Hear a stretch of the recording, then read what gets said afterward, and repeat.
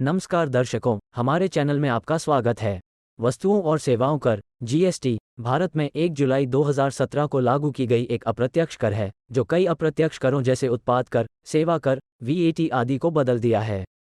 ये देश भर में सामग्री और सेवाओं की आपूर्ति पर लागू होने वाला एक समग्र कर है। जीएसटी के मुख्य उद्देश्य सरल कर टैक्स संरचना, करों के कसरती प्रभाव को खत्म करना, व्यापार करने की सुविधा को बढ़ावा देना है और राज्य सीमाओं पार सामग्री और सेवाओं की निरंतर प्रवाह की सुनिश्चित करके एक सामान्य राष्ट्रीय बाजार बनाना है। जीएसटी परिषद भारत के वित्त मंत्री और सभी राज्यों और संघ राज्यों के प्रतिनिधियों से मिलकर बने गए संवैधानिक निकाय है।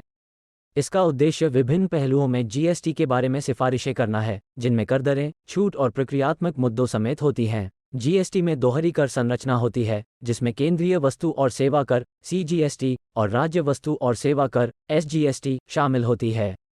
सीजीएसटी केंद्र सरकार द्वारा लागू की जाती है, जबकि एसजीएसटी राज्य सरकारों द्वारा लागू की जाती है।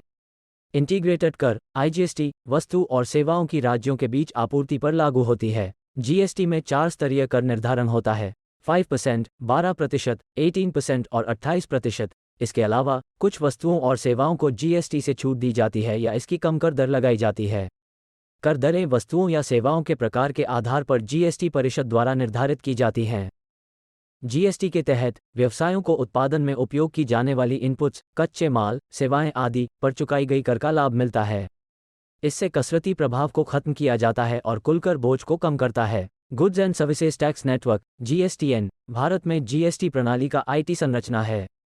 यह एक गैर लाभकारी संगठन है जो लगातार उत्पादकों, सेवा प्रदाताओं, कर अधिकारियों और अन्य हितधारकों को जीएसटी के प्रयोग के लिए आईटी अवधारणा और सेवाएं प्रदान करता है। जीएसटी के कई लाभ हैं, जैसे कसरती करों का खत्म हो जाना, पालन की बोझ कम होना, कर आधार का बढ़ना, लॉजिस्टिक दक्षता में सुधार और एकीकृत राष्ट्रीय बाजार का निर्माण करना।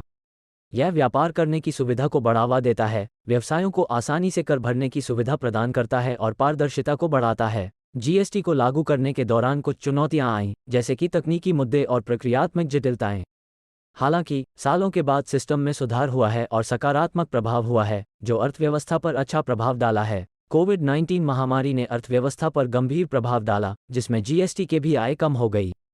सरकार ने इस दौरान व्यापारों का समर्थन करने के लिए कई राहत उपाय और सुधार लागू किए।